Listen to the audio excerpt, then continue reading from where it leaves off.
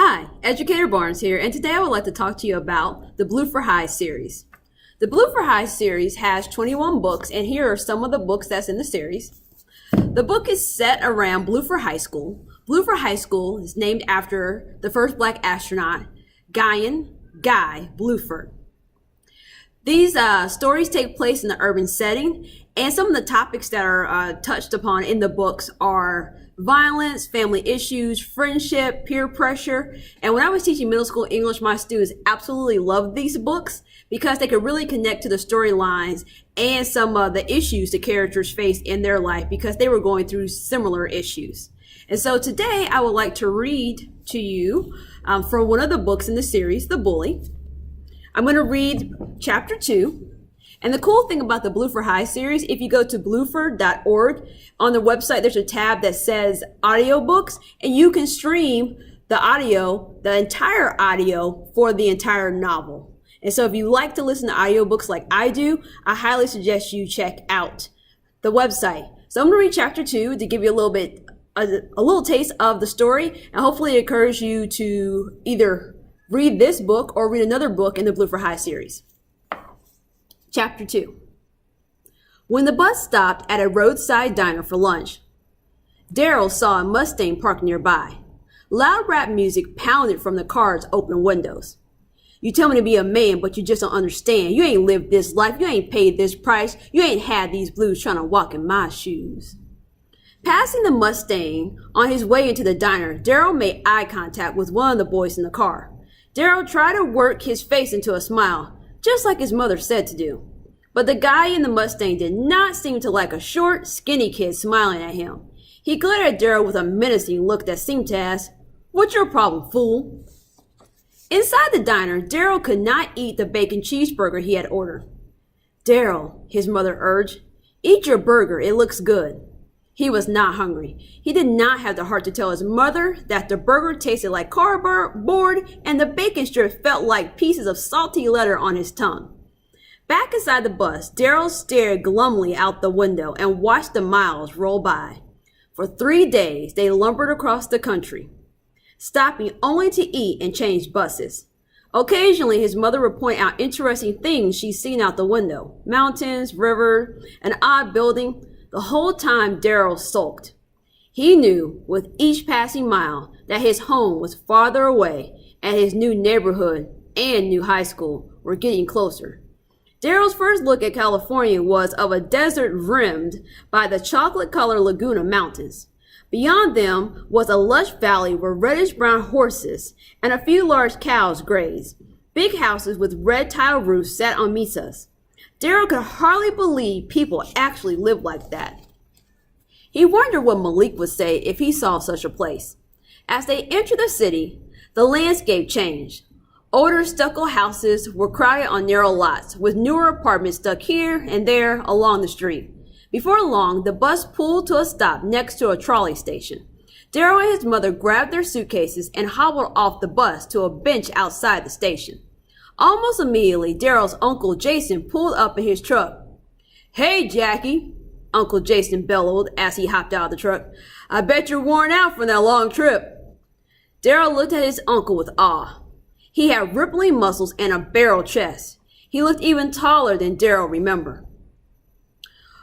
"Well, I could sure use a hot bath and a good night's sleep," his mother admitted wearily, hugging her brother.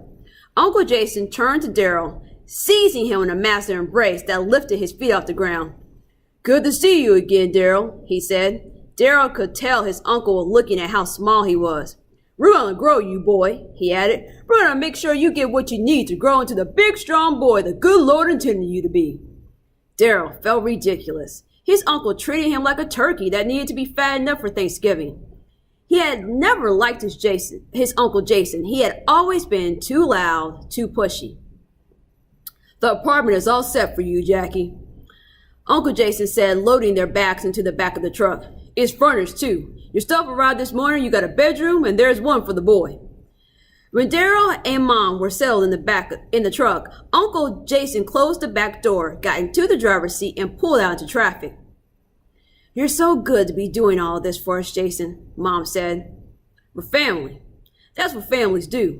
Besides, Ever since Lewis died, I thought I should step in and look out for Daryl. I'm glad I have you all where I can see you. At a stoplight, Uncle Jason turned around and gave Daryl a friendly jab in the chest. There's your new high school, Bluford High. They got some fine sports teams there, Daryl. As soon as you get big and strong, you'll be wearing a jersey with your name on it. You'll see. Daryl knew his uncle did not mean to insult him, but he was doing it just the same. Daryl did not think he would ever be big enough for football or basketball, and he was not coordinated enough for baseball either. He wished his Uncle Jason would just shut up. You want to build up your muscles, Daryl. Do push-ups, run, whatever it takes, he said. You're going to have to work extra hard, though, because your arms are really skinny. You look like you could get hurt if someone tried to high-five you. Uncle Jason shook his head and chuckled to himself. Oh, Daryl's gaining more height and weight every day, his mother said. Daryl tried to tune out their voices, his mother's pathetic false hopes that he would someday become a tall athlete, and his uncle's insulting advice about getting bigger.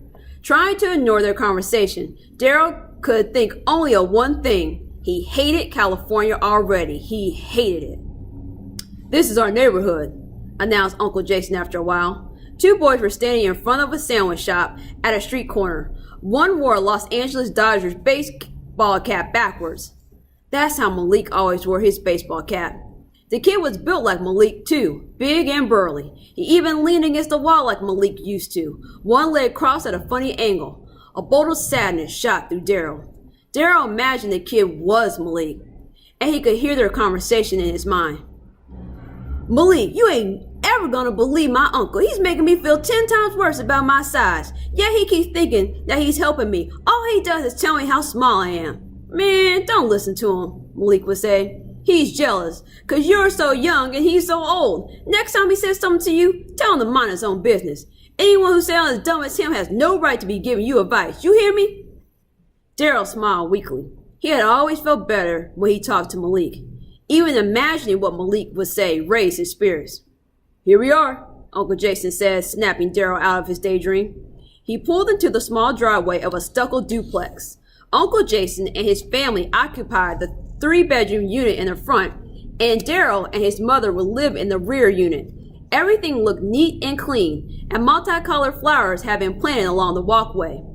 Come on, Daryl, his mother yelled as they got out of the truck. We're home. This is home now. No, he thought, this isn't home, not my home. She walked over to him, put her arm around his shoulder, and rubbed his back. Just be patient, she said. You'll learn to like it here.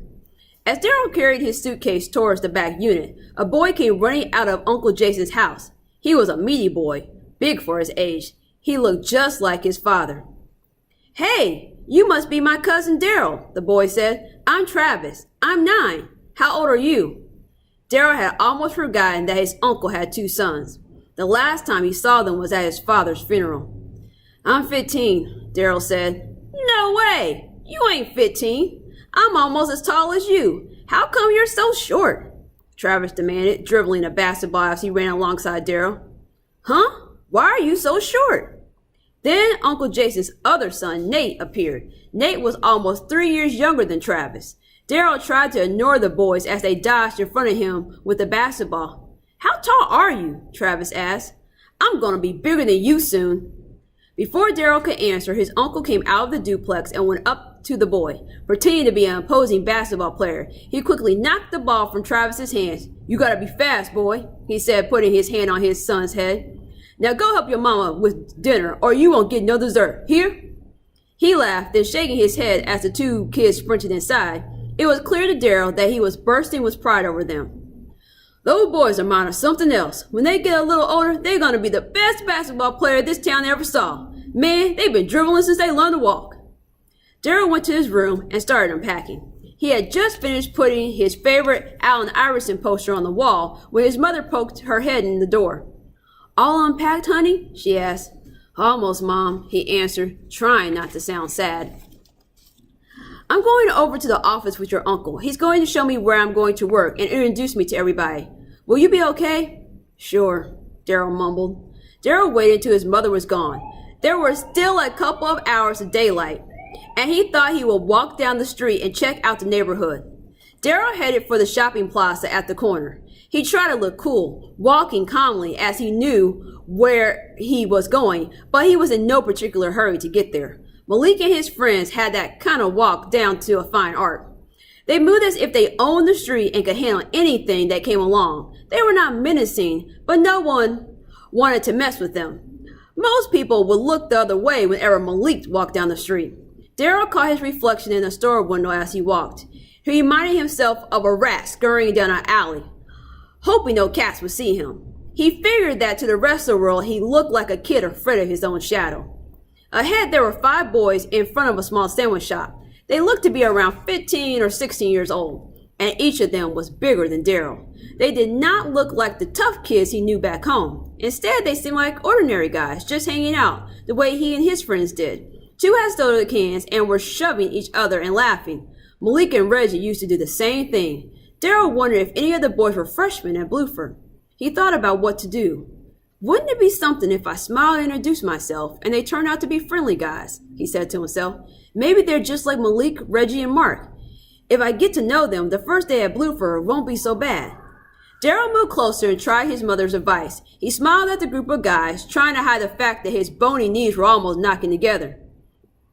What are you laughing at, fool? The biggest boy called out. He was almost as tall and muscular as Malik. You think we're funny or something?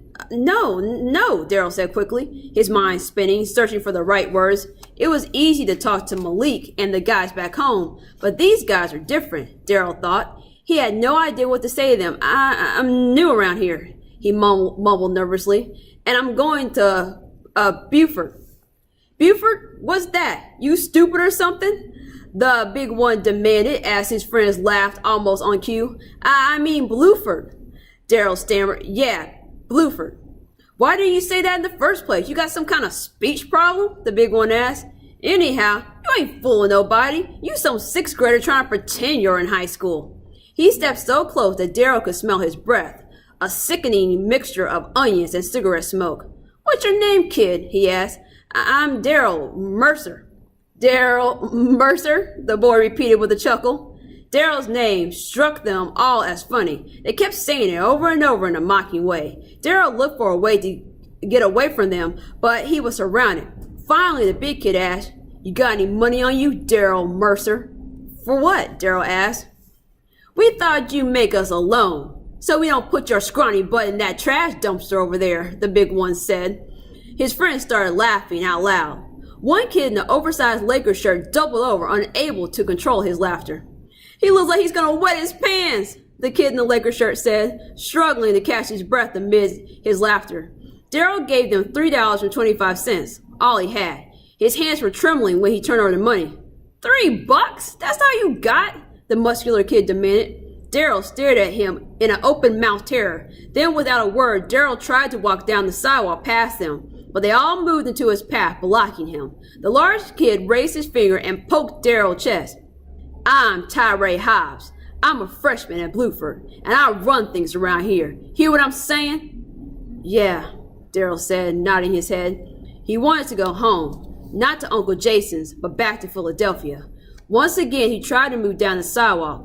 This time, the boy stepped aside, but as he hurried to get past them, Tyree stuck his foot out. Unable to step over Tyree's Nikes, Daryl tripped and fell into the gutter. His teeth jammed into his lip when he hit the ground. He could taste the salty blood oozing into his mouth. You clumsy or what? Tyree asked. You some kind of fool or something? Another boy asked. Daryl got slowly to his feet. The cut in his mouth was small, but he hid it by sucking his bottom lip. He did not want anyone to see it was bleeding. So this is how it's going to be, Daryl thought. Look at him shaking, Tyree bragged, and they all laughed again, the sound like car horns in a rush hour traffic jam. Daryl turned around and started walking slowly back towards his new apartment. A young couple pushing a baby stroller were coming towards him. The man was burly. Daryl figured Tyree and his friends would not mess with them. When he got about 10 feet from the baby stroller, he looked back. The boys were gone. Tyree and his friends had slipped back into the shadow, but Daryl knew he would see them again. When he arrived at Bluford High, they would be there, walking the halls, sitting in the locker room, hanging out in the gym. They would be waiting for him. That night, Daryl listened to his mother talk excitedly about her new job as a secretary at Uncle Jason's office. She had fixed Daryl's favorite dinner, fried chicken, mashed potatoes with plenty of thick brown gravy, and a big salad with crisp lettuce and tomatoes. "It's such a nice place, honey," she said. "The construction workers come in and they're so friendly. Mostly I just need to talk to people. I use the computer a little bit too." "Sounds great, Mom," Daryl said. There was no way he was going to tell her what happened. He did not have the heart to ruin her first day in California. Besides, he thought, all she would tell him to do was smile. "Look where that got me," he thought. That night, Daryl could not sleep. Even though it was quiet, he could still hear the sound of laughter, Tyree's laughter. And all Daryl could think about was that this was just the beginning. So that's chapter 2 of The Bully, which is part of the Bluford High series. So hopefully I read enough to engage you and to encourage you to read the rest of this book or check out another book from the Bluford High series. And if you like to listen to the book, as I said earlier in this video, go to bluford.org and stream the audio. Until next time.